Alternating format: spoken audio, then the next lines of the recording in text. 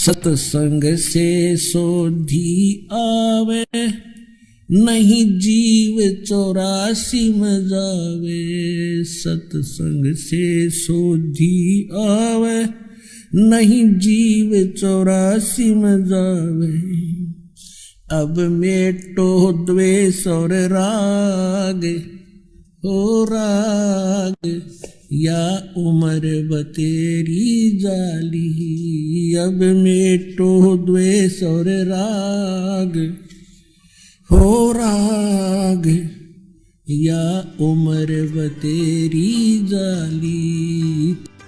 आप देखते हो पीछे से एक श्रद्धालु सत्संग से जा रहे थे, सच्चा सौदा सिरसा वाले के पेपर में आई थी, और उसके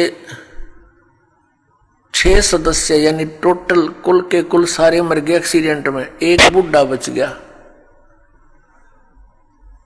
और हम कई जगह देखते हैं, जैसे एक बार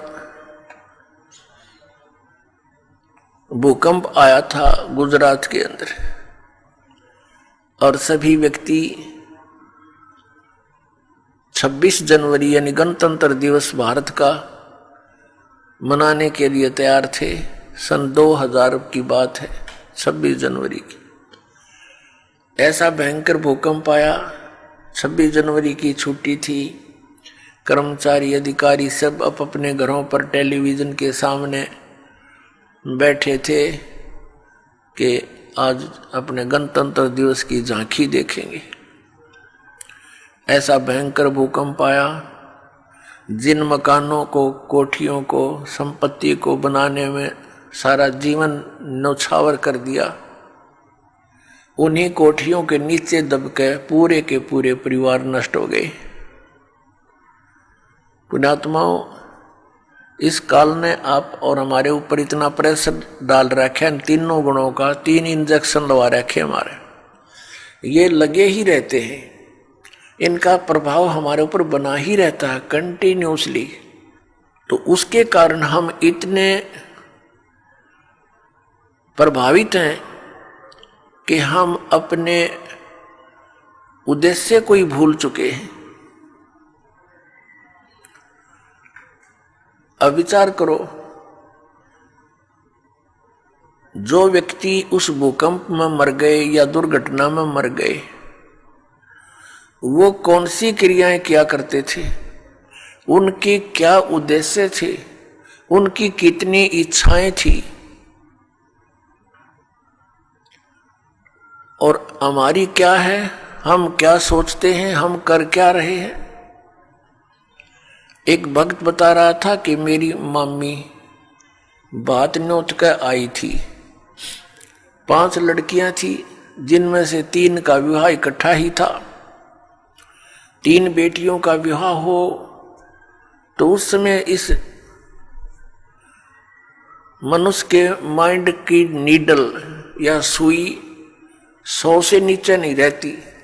कभी उधर सोचा ये करूंगा, वो करूंगा, चिंता ये बनाई रखी है, हमारे साथ इसने लगाई रखा है। बस की बात नहीं, हमारी परंपराएं ऐसी बन गई जो हमें केवल दुख ही देती हैं, सुख नहीं देती। विवाह के अंदर भात नोत का आना, फिर एक विवाह फिर उन भाइयों का शुरू हो जाता है, एक बहन का शुरू हो रहा है। तो इस तरह हम अपनी परंपराओं को, रीतियों को गलत बनाकर भी 90% दुखी हैं। अब वो रोहतक बस स्टैंड पर खड़ी थी, एक बस से उतरी थी, दूसरी का इंतजार कर रही थी, और खड़ी खड़ी सोच भी रही थी, क्योंकि जिसके 3 बेटियों का ब्याह हो, जो अनुपदेशी है, हमारे भगत तो अब इस बीमारी और बुराई से कति दूर हो जाएंगे, ज्ञान से होंगे, कोई प्रतिबंध से नहीं होती ये बातें। बच्चों का विवाह भगवान ने कर रखा होता है, या हमारी भूल है बाद में जो ड्रामाबाजी, नाचा कूदी, डीजे बजाना, फंड करना, ये कोरी बकवाद है। ये इस विवाह के समय में, इतने पुण्य संयोग के समय में ऐसे बकवाद नहीं करनी चाहिए। कोई घूटी ला रहा है, कोई नाचे कूदे, ये कोई बात हुई? ब्याह किससे का नाचे कोई, ये कोई सांग होया, कोई अकल हुई? लाडू कोई खावे और कूदे कोई, बता कोई बात है या? तो इस तरह की हम अज्ञान से अपने ऊपर एक न्यारा वजन और रखे बैठे हैं, ये भी हटाना हमने बिल्कुल हटाना पड़ेगा। भक्ति तभी चलेगी, भगत तभी बनेंगे। अब वो पता नहीं क्या क्या विचार कर रही थी, वहां ऐसे करूंगी, ऐसा करूंगी, वो ऐसा लाना है, वो फलाना ऐसा करना है, लड़की के कपड़े बनवाने हैं, यानी सौ चिंताएं होती है। वहां पिलर के साथ खड़ी खड़ी ऐसे ही चिंतन कर रही थी, कहीं और घूम रही थी, खड़ी थी वहीं पर।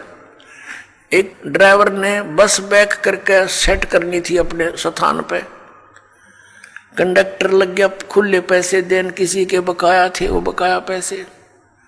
ड्राइवर ने सोची तू लाग फटाफट बस को, उसने बस बैक करी, वह ज्यादा टेढ़ी होकर पिलर की सीधी होगी, उसने दिखा नहीं दूसरी साइड में, वह पीछे जाके, और उस बहन ने भी ध्यान नहीं, क्योंकि वो तो सोच विचार में बड़ी थी, उसकी छाती पर आकर लगी बस पाछे तर पीछे पिलर के सारा खड़िए थी, वह वहीं पर आध घंटे में तड़प कर मर गई।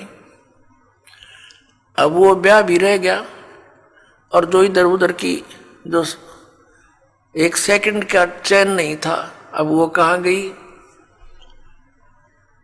तो पुण्यात्माओं, हम कति बालक हैं, हमें डर नहीं रहा, हमें याद नहीं रहा वो जाने का समय, और जब तक हमें यहां से जाने का समय याद नहीं रहेगा, हम भक्त नहीं बन सकते, हम बुराई से बच नहीं सकते। अब आज कोई नाच रहा है, कूद रहा है, एक समाचार पत्र के अंदर देखा, पढ़ा, उसमें क्या लिखा था कि विवाह था और पहले दिन वो डीजे मंगाकर नाच रहे थे, बहन भी, सब दूसरे भाई रिश्तेदार डांस करे डीजे के ऊपर, वो भी समाचार पत्र में। और अगले दिन वो दुल्हा जो विवाह करने चला था, कार एक्सीडेंट हो गया ट्रेले के साथ में, जितने सदस्य उसके साथ बैठे थे व्यक्ति वो सारे मर गए, वो भी मर गया। अगले दिन वो टक्कर मार रहे हैं, रो रहे हैं, बालों को पाड़ रहे हैं जो कल नाच रहे थे। अब बजा लो डीजे यहां पर। कहते हैं नानक साहिब जी कहते हैं कि ना जाने काल की कर डारे, और किस विध ढल जा पासावे, और जिन्हां ते सिर ते मौत खुड़क दी, उन्हां नू केड़ा हासावे। आदरणीय नानक साहिब जी से किसी ने पूछा कि हे महात्मा जी, आप कभी भी खुश नजर नहीं आते, ना कोई त्योहार और तीज मनाते। तब उन्होंने कहा था भाई ना जाने यहां क्या बिजली गिर जा एक पल में, और हमने तो अपनी मौत दिखाई देती है, इसलिए रुचि नहीं बनती इन नाचन और गावन में, यहाँ की नकली खुशी मनावन में, कति दिल नहीं मानता। ना जाने काल की कर डारे, किस विध ढल जा पासावे, और जिन्हाते सिरते मौत खुड़क दी, उन्हां केड़ा हासावे। फिर उनसे पूछा क्या आप कभी प्रसन्न नहीं होते, ऐसे कैसे जी रहे हो?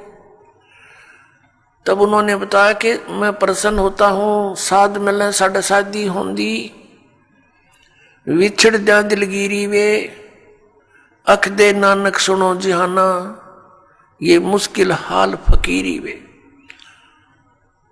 नानक साहिब जी कह रहे हैं कि जब मेरे भक्त, मेरी साध संगत यहां आती है सत्संग श्रवण करने के लिए, तो मेरी खुशी का कोई ठिकाना नहीं हो रहता। वो हमारे साथी है, वो हमारी खुशी है।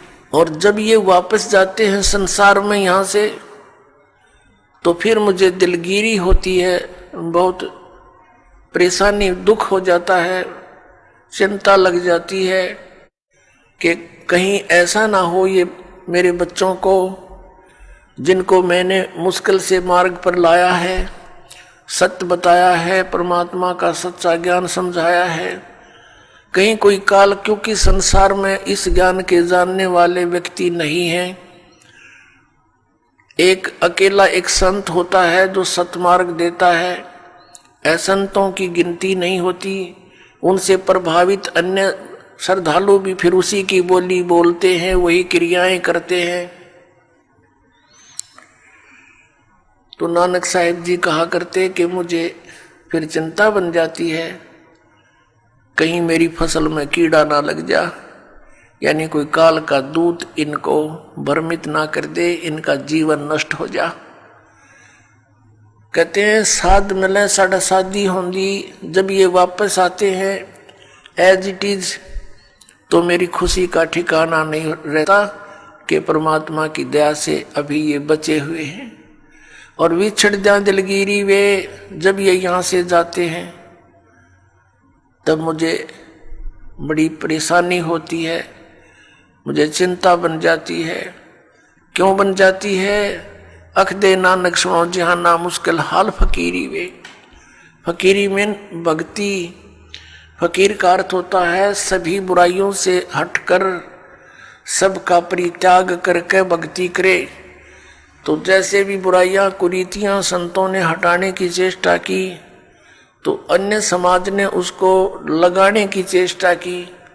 तो जिस कारण से भक्त और संसार के अंदर सदा से ही विरोध बना रहा, क्योंकि संसार की जो रीतियां रिवाज हैं वो काल प्रेरित है, वो यही रहने की है।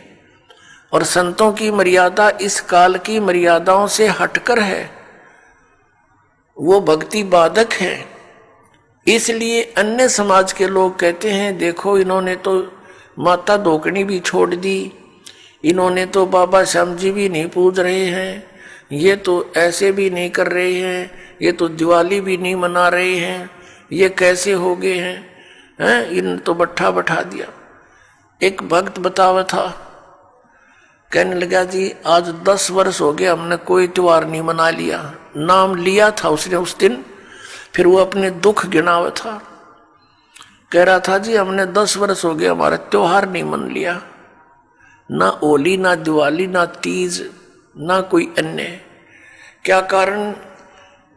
कि हमारा परिवार है, कभी तो हमारे घर में कोई खुद जवान भाई की मृत्यु हो जाती है, 1 वर्ष उसकी चिंता पूरी होती है, तब तक दूसरा कोई रिश्तेदार निकट में, जैसे बहन का पति मर गया, फिर त्योहार मने नहीं, फिर कोई बिल्कुल साथ में का केताऊ का मर गया जवान, फिर ऐसे फिर लड़का मर गया। 10 वर्ष हो गए हमने त्योहार नहीं बना लिया।